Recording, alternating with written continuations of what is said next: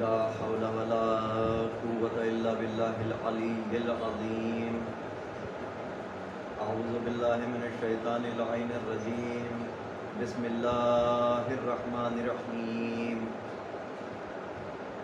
الحمد لله رب العالمين والعاقبة للمتقين والنار للجاهدين الصلاة والسلام على محمد وآله الطيبين الطاهرين المعصومين ولعنة الله على أعدائهم أجمعين من يومنا هذا إلى قيام يوم الدين أما بعد فقد قال الله تبارك وتعالى في كتابه الكريم بسم الله الرحمن الرحيم وإذ ابتلى إبراهيم ربه بكلمات فأتمهن قال إني جاعلك للناس إماما صلوات پڑھ دیں اللهم صل على محمد وآل محمد۔ ائمہ طاہرین علیہ السلام کی حیات طیبہ اور ان کے غلامان، اس موضوع کے تحت آج کی یہ ہماری تیسری گفتگو آپ کی سماعتوں کے حوالے ہے۔ چونکہ وقت بہت زیادہ ہو چکا ہے، لہذا اختصار کے ساتھ لیکن چند فضائل کے گوشے آپ کے خدمت عالیہ میں بیان کر کے بات کو تمام کرنا چاہوں گا۔ ایک بلند ترین صلوات پڑھ دیں اور آپ کو تھوڑا تھوڑا سامنے چلے آئے۔ اللہم صلی علی محمد وآل محمد۔ ایک اور بلند ترین صلوات پڑھ دیں۔ اللہم صلی علی محمد وآل محمد۔ امامت کے متعلق آیہ مبارکہ کا انتخاب کیا ہے۔ اس آیت کے ذیل میں گزشتہ 2 روز سے کچھ باتیں آپ کی خدمت عالیہ میں بیان کرنے کی کوشش کی گئی۔ یہ امامت جو الہی منصب ہے، یہ امامت جناب ابراہیم علیہ السلام کو خدا نے عطا فرمائی۔ جناب ابراہیم علیہ السلام کے بعد یہی امامت ہمارے پہلے امام علی علیہ السلام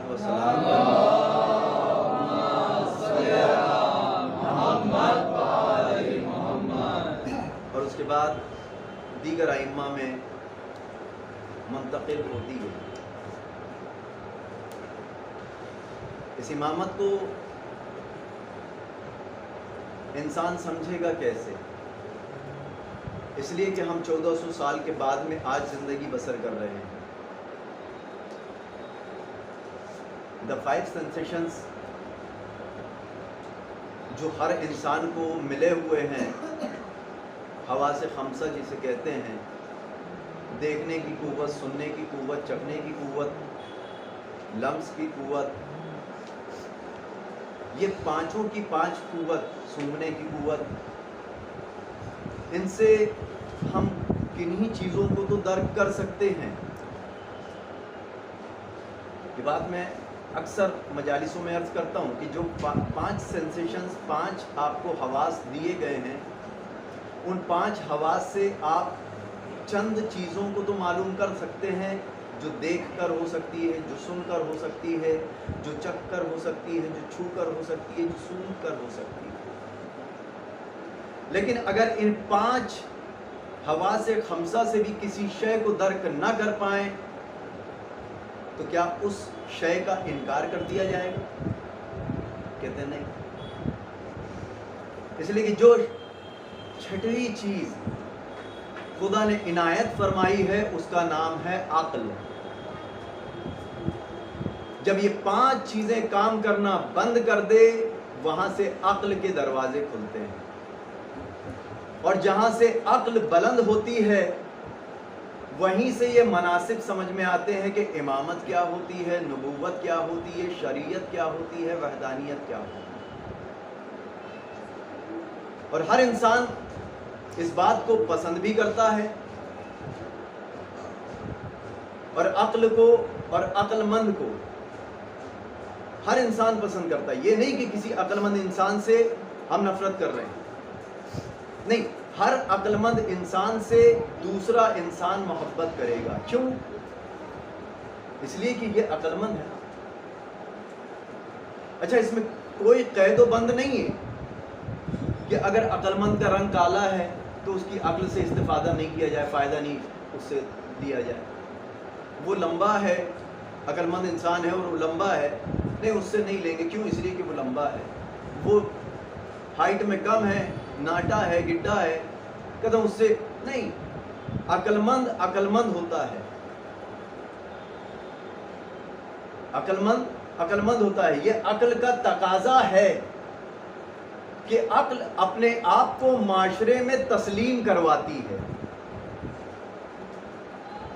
अक्ल अपने आप को माशरे में तस्लीम करवाती है और हर अक्लमंद इंसान को माशरा, कम्युनिटी कबूल करती है। एक डॉक्टर है, उसका रंग अच्छा नहीं है तो क्या आप इलाज करवाने नहीं जाएंगे? कहते हैं बिल्कुल जाएंगे, इसलिए कि उसके पास अक्ल है। एक इंजीनियर है, उसके पास आप जाएंगे, क्यों जाएंगे? ना उसका रंग देखना है, ना मजहब देखना है, ना कुछ देखना है, ना कुछ देखना है। क्यों? इसलिए जाएंगे कि उसके पास अक्ल है। यानी हर ओहदे को, तो जो है हर ओहदे को कि जो दुनिया से ताल्लुक रखता है, उस हर ओहदे को इंसान अक्ल के जरिए से दुनिया में पेश करता है और दुनिया वाले उसे कबूल करते। इसलिए कि ये अक्ल हमारे पास भी मौजूद है। ये अक्ल गवाही देती है कि ये ओहदे पर जो बैठा हुआ है, ये मनसब पर जो बैठा हुआ है, इसके पास अक्ल मौजूद है। तो जितना बड़ा मनसब होगा उतना ज्यादा अक्लमंद इंसान होगा। जितना ज्यादा अक्लमंद इंसान होगा उतनी ही उसकी अक्ल बुलंद होगी। जितनी उसकी अक्ल बुलंद होगी उसका मेयार उतना बुलंद होगा। जब आम इंसानों के लिए, अक्लमंदी के लिए हम तस्लीम करते हैं और कबूल करते हैं कि इसकी अक्ल की वजह से हम इसे कबूल कर रहे हैं, तो फिर रसूल और आले रसूल की अक्ल कितनी बुलंद है।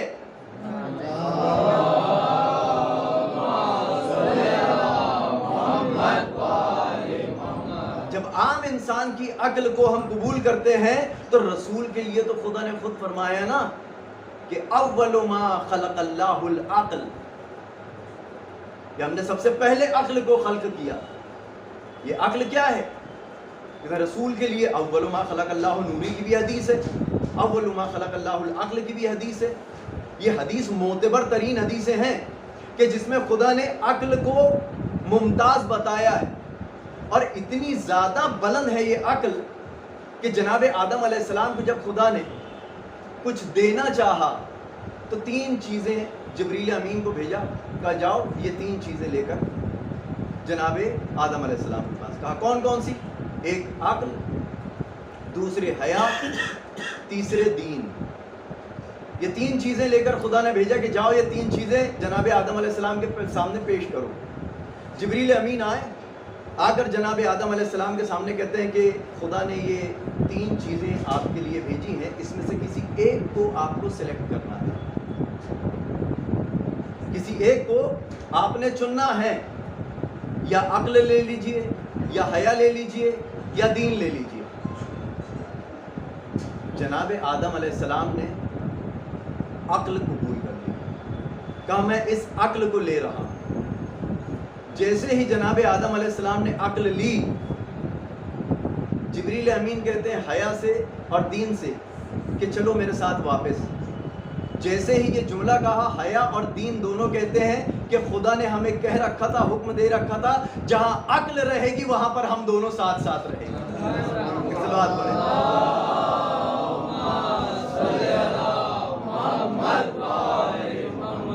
अब اگر کہیں حیا نظر آ رہی ہے تو سمجھ لو کہ عقل موجود ہے. اب کہیں دین نظر آ رہا ہے تو سمجھ لو کہ عقل موجود ہے. اب اگر صرف اور صرف یہ دعویٰ کوئی کرے کہ میرے پاس دین ہے، بہت توجہ، فضائل کا جملہ کہہ رہا ہوں امامت کے تعلق سے. اب اگر کوئی کہے کہ میرے پاس دین ہے اور وہ حسین کو چھوڑ دے تو اس کے پاس دین نہیں ہے. اس لیے کہ خواجہ معین الدین چشتی علیہ الرحمہ نے یہی تو کہا تھا کہ شاہ است ہو حسین، بادشاہ است حسین، دین است حسین، دی پناہ است حسین.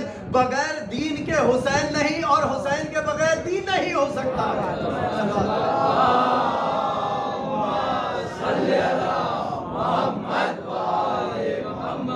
یہ عقل کا تقاضا ہے کہ جہاں دین ہے وہاں حسین ہے، جہاں حسین ہے وہاں دین ہے. اور حیا کے لیے جملہ کہہ دوں، جہاں حیا ہے وہاں سیدہ ہے اور جہاں سیدہ ہے وہاں حیا ہے. اب سیدہ کو چھوڑ کر حیا نہیں ہو سکتی اور حیا کو چھوڑ کر سیدہ نہیں ہو سکتی.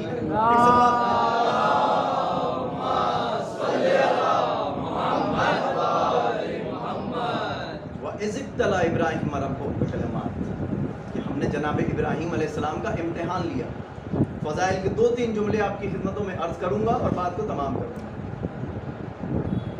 یہ امامت کے منصب کو خدا بتا رہا ہے کہ دیکھو جو میری طرف سے بنایا ہوا امام ہوتا ہے اس کی شان کیا ہوتی ہے، جسے میں نے امام بنایا ہے. ورنہ دنیا میں امام بھی بہت ملیں گے، ولی بھی بہت ملیں گے اور خلیفہ بھی بہت ملیں گے، بڑے بڑے عہدوں پر فائز افراد بہت سے ملیں گے. لیکن قرآن کا بتایا ہوا خلیفہ اور ہے، ہمارا بنایا ہوا خلیفہ اور ہے. جب قرآن خلیفہ کا لفظ استعمال کرے گا تو انی جاعل فی الارض خلیفہ جناب آدم علیہ السلام کو مخاطب کر کے کہے گا. جب ولی ہمارا بنایا ہوا ہوگا تو ہر گلی میں محلے میں ڈھونڈنے پھرنے والا کوئی بھی نظر آئے گا تو وہ ولی ہوگا. لیکن جب خدا ولی بتائے گا تو انما ولیکم اللہ ورسولہ والذین آمنوا الذین یقیمون الصلاۃ ویؤتون الزکاۃ وہم راکعون، کہ اللہ تمہارا ولی، رسول تمہارا ولی، اور وہ ولی جو حالت رکوع میں زکوٰۃ کو ادا کرتا ہے یہ اللہ کا بتایا ہوا ولی ہوگا. ہمارا بنایا ہوا امام وہ ہوگا کہ جو 2 رکعت نماز پڑھاتا ہوگا، کبھی گناہ بھی کرے گا، کبھی ثواب کے کام کرے گا، کبھی اچھائی کرے گا، کبھی برائی کرے گا. لیکن جو خدا کا بنایا ہوا امام ہوگا وہ جناب ابراہیم جیسا امام ہوگا. صلوات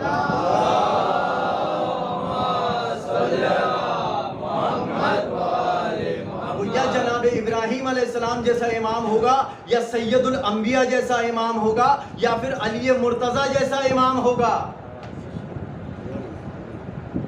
وہ ایسا ویسا امام نہیں ہوگا، وہ ایسا امام ہوگا کہ ایک امام نے، جناب ابراہیم علیہ السلام امام ہے نا، خانہ کعبہ کو تعمیر کیا. کیا جناب ابراہیم علیہ السلام معمار تھے، کنسٹرکٹر تھے، کانٹریکٹس دیا کرتے تھے، انجینئر تھے؟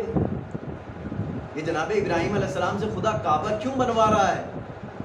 کہا اس لیے کہ یہ میرا گھر ہے. یا اللہ تیرا گھر تو ہے، سب تو مانیں گے. کہ نہیں، جو میرا ہوتا ہے اسے لوگ نہیں بناتے، اور جنہیں لوگ بناتے ہیں وہ میرا نہیں ہوا کرتا ہے. تو جو اللہ کا ہوتا ہے وہی منصب پر فائز ہونے کے لائق ہوتا ہے. اب یہی جناب ابراہیم علیہ السلام سے خدا نے کہا کہ اب آپ نے بیت المعمور کو، اس خانہ خدا کو، اس گھر کو بنا لیا ہے، اسے پاک کرو، اسے پاک کرو. خانہ کعبہ ہے، اسے پاک کرنے کی ضرورت کیا ہے؟ کہ نہیں، اسے پاک کرو. کس کے لیے؟ یہ جو طواف کرنے والے آئیں گے ان کے لیے، یہ جو رکوع کرنے والے آئیں گے ان کے لیے، یہ جو سجدے کرنے والے آئیں گے ان کے لیے، یہ جو طواف کرنے والے آئیں گے ان کے لیے. جناب ابراہیم علیہ السلام نے خانہ کعبہ کو پاک کیا. جسے جناب ابراہیم علیہ السلام پاک کرے اسے بیت کہتے ہیں، اور جو خدا جس کو پاک کرے انہیں اہل بیت کہتے ہیں.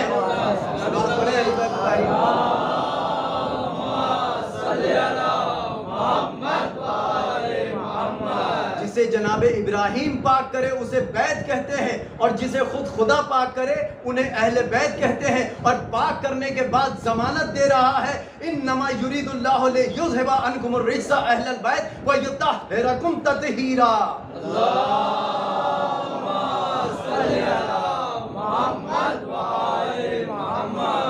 اب اس پاک گھر سے آنے والی ذات کا نام ہے علی مرتضیٰ.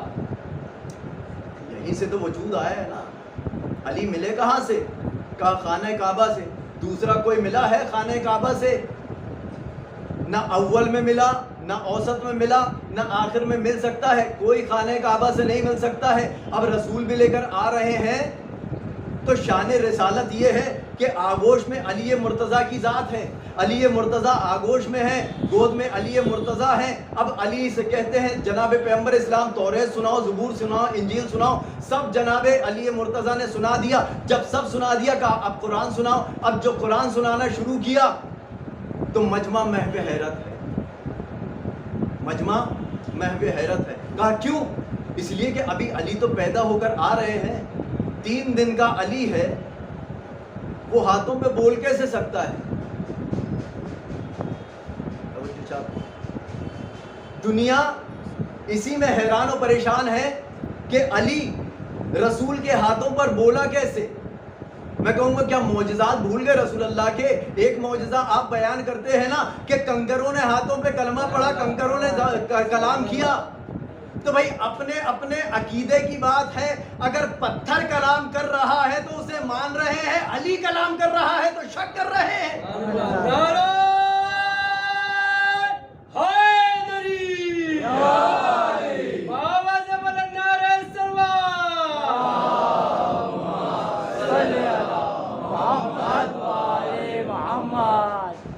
یہ کہاں سے گنجائش نکلے؟ جب کنکر رسول کے ہاتھوں پر، اسی کو فضیلت سمجھ لے کہ رسول کے ہاتھوں پر آنے سے علی کی فضیلت بڑھ گئی. ہمیں تو کوئی فکر نہیں ہے نا، اس لیے کہ ہم تو وہ ماننے والے ہیں کہ اگر رسول کے ہاتھ پر آ کر علی نے توریت، زبور، انجیل، قرآن سنایا تو اس میں کوئی ہمیں مذائقہ نہیں. اس لیے کہ علی خود فرماتے ہیں کہ انا عبید من عبد محمد، انا عبد من عبید محمد، کہ میں محمد کے غلاموں میں سے غلام ہوں. اور غلام بھی کیسا غلام؟ وہ قرآن کی حیثیت کیا ہے، قرآن کی فضیلت کیا ہے؟ کہا قرآن لوح محفوظ پر محفوظ تھا. قرآن نے اپنی جگہ کب چھوڑی؟ کہا جب قلب پیغمبر پر نازل ہونا تھا. قرآن خوش ہوا یا غمگین ہوا؟ قرآن خوش ہوا یا غمگین ہوا؟ خوش ہوا. کیوں؟ بھئی اگر میں کسی جگہ پر کام کرتا ہوں، ملازمت کرتا ہوں، کہیں میری ڈیوٹی ہو اور میرا ڈیموشن ہو جائے، پروموشن سے ڈیموشن ہو جائے، میں نیچے آ جاؤں تو میں خوش ہوں گا. قرآن کہاں پر تھا؟ کہتے لوح محفوظ پر. لوح محفوظ چھوڑ کر کہاں آ رہا ہے؟ قلب پیغمبر پر. کہا آسمان کو چھوڑ دیا، زمین پر رسول کے قلب پر آ رہا ہے، اس کے باوجود قرآن خوش ہے. کہا خاموش رہو، تم کیا جانو کہ میں کہاں پر آ رہا ہوں. لوح محفوظ کی اہمیت کم ہے، قلب پیغمبر کی حیثیت زیادہ ہے.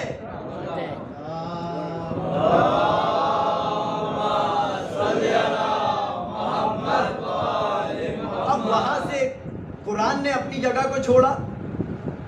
اب یہاں سے دوسرا مرحلہ درپیش آیا. ستارہ کہاں رہتا ہے؟ کہتے ہیں بہت بلندی پر، آسمانوں پر. ستارے کی پہچان کیا ہے؟ کہتے ہیں وہ لاکھوں کروڑوں اربوں ستارے ہیں کہ جن کو پہچاننا مشکل ہے کہ کون سے ستارہ کہاں پر ہے اور کیسا. بس آخری جملے آپ کی خدمتوں میں بیان کر رہا ہوں. وہ کون سا ستارہ، کس کی کیا حیثیت ہے، کس کی کیا اہمیت ہے، کسی کو نہیں معلوم. لیکن ایک اتنا زیادہ بلند ہوا کہ قرآن میں خدا نے اس کا تذکرہ کر دیا، وَالنَّجْمِ إِذَا هَوَىٰ مَا ضَلَّ صَاحِبُكُمْ وَمَا غَوَىٰ. ایک ستارہ وہ تھا کہ جس کے لیے خدا نے قرآن میں قسم کھا کر کہا کہ قسم ہے ستارے کی جب وہ ٹوٹا. یہاں تک تو بات صحیح ہے، وہ ٹوٹ کر چلا کہاں، وہ ٹوٹ کر آیا کہاں، وہ جا کر ملا کہاں سے؟ کہا ستارہ آسمانوں کو چھوڑ کر جب زمین پر آیا ہے تو علی کی ڈیہڑی پر ہی تو آیا ہے. وہ سمجھ رہا تھا کہ بلندی وہ نہیں ہے، بلندی اہل بیت کا گھر ہے. سلام پڑھیں.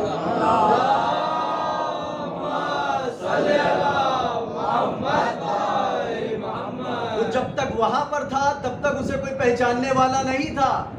جیسے ہی در سیدہ پر، در اہل بیت پر آ گیا، اب اس کی شناخت ہو گئی، اب اس کی پہچان ہو گئی، اب وہ پہچانا جانے لگا۔ اب یہیں سے ایک جملہ عرض کروں کہ اپنی شخصیت کو اگر پہچانوانا چاہتے ہو، اگر اپنے آپ کو چاہتے ہو کہ تمہیں آسمانوں میں فرشتے پہچانے، تو پھر اہل بیت کے در سے وابستہ ہو جاؤ۔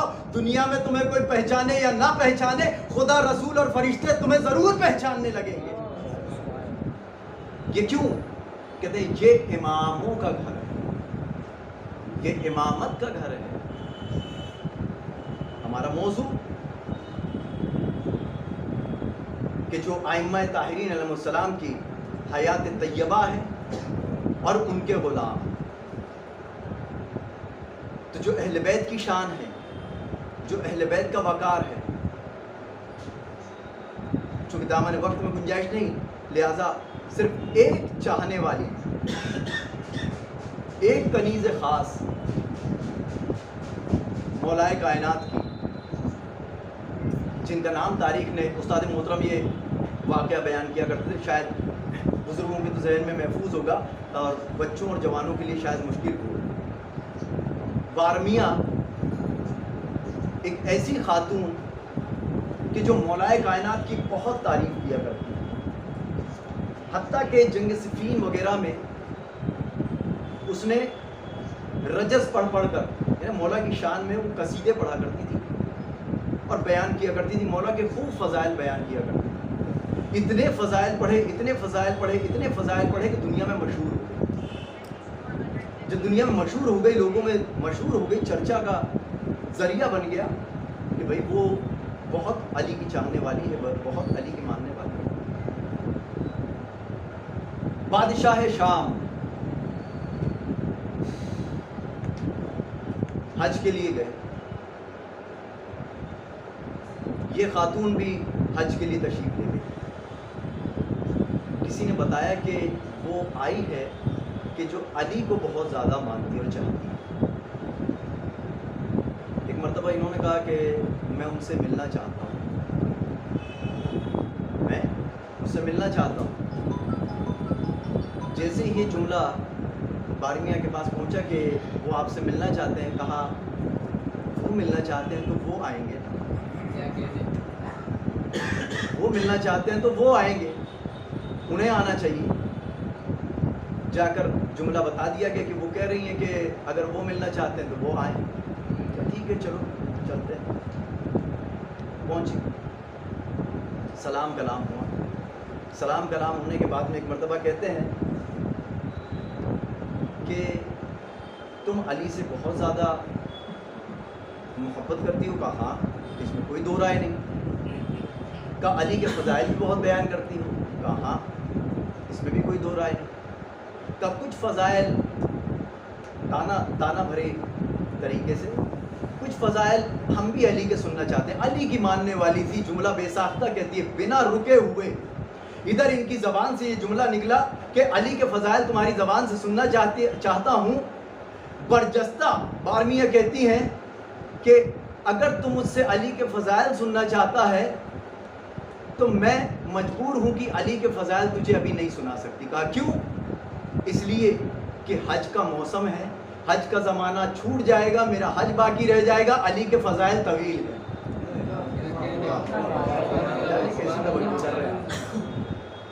یعنی بارمیہ بتا رہی ہیں کہ علی کے فضائل زیادہ ہیں اور حج کا موسم کم ہے۔ اگر میں حج کا ارادہ کر کے آئی ہوں اور میں اگر حج میں مشغول ہوں تو میرا حج باقی رہ جائے گا اگر میں علی کے فضائل بیان تجھے کرنے لگوں۔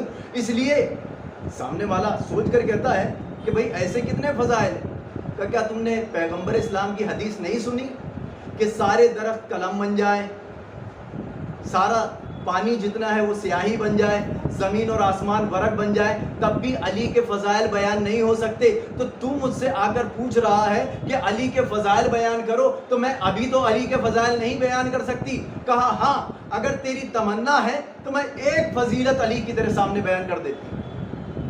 کہ وہ کیا فضیلت ہے؟ یہ جملہ جس طرح سے بھی آپ کو سننا ہو، بس ذہن کو آمادہ رکھ کے، بس وہ جملہ جو بارمیہ نے نقل کیا ہے وہ تاریخ میں ثبت ہوا۔ ایک مرتبہ بارمیہ کہتی ہے کہ علی جیسے تخت پر تھے ویسے ہی تخت کے پہلے بھی تھے اور بعد میں بھی تھے. مقصد کیا؟ یعنی علی کی زندگی میں کوئی تبدیلی نہیں آئی کہ یہ مال و زر و زیور و جواہر دیکھ کر جناب علی مرتضیٰ بدل گئے ہوں. علی پہلے بھی سخی تھا، بعد میں بھی سخی ہے اور قیامت تک سخی رہتا. اگر علی جب تک رہتے سخی رہتے، علی میں تبدیلی نہیں آنے والی تھی. کہا علی کی سخاوت کا اتنا قصیدہ پڑھ رہی ہو، کیا علی نے کبھی تمہیں کچھ عطا کیا؟ کیا تمہیں علی نے کبھی کچھ عطا کیا؟ کہا کچھ بھی عطا نہیں کیا. تو کہا پھر کیوں مان رہی ہے؟ کہا اس لیے کہ علی ہے اس لائق کہ انہیں تسلیم کیا جائے. دیکھیں زبان دیکھیں کہ کتنی قوی زبان ہے چاہنے والوں کی. ایک مرتبہ جیسے ہی یہ جملہ کہا کہ میں تمہاری خدمت میں اگر کوئی تحفہ پیش کروں تو کیا اسے قبول کرو گی؟ کہا بالکل قبول کروں. اس نے زر جواہر اور اس کے بعد میں 100 اونٹ اس کی خدمت میں پیش کی اور کہا اب میرے بارے میں کیا ارادہ ہے؟ کہا جب پہلے تھا ویسے ہی ابھی بھی ہے. جیسا پہلے تھا ویسے ہی علی ہے، ابھی بھی ہے. کہا علی نے تو تمہیں کبھی کوئی مال نہیں دیا، میں نے تو تمہیں مال بھی عطا کیا. کہا علی نے بیت المال غریبوں کے لیے رکھا تھا، لوگوں کو خریدنے کے لیے نہیں رکھا تھا. اور یاد رکھ علی کا غلام خریدا نہیں جا سکتا، اس لیے کہ دولت کی وجہ سے علی سے محبت نہیں کی جاتی ہے، علی کے فضائل و کمالات کی وجہ سے علی سے محبت کرتے ہیں. صلوات پڑھیں.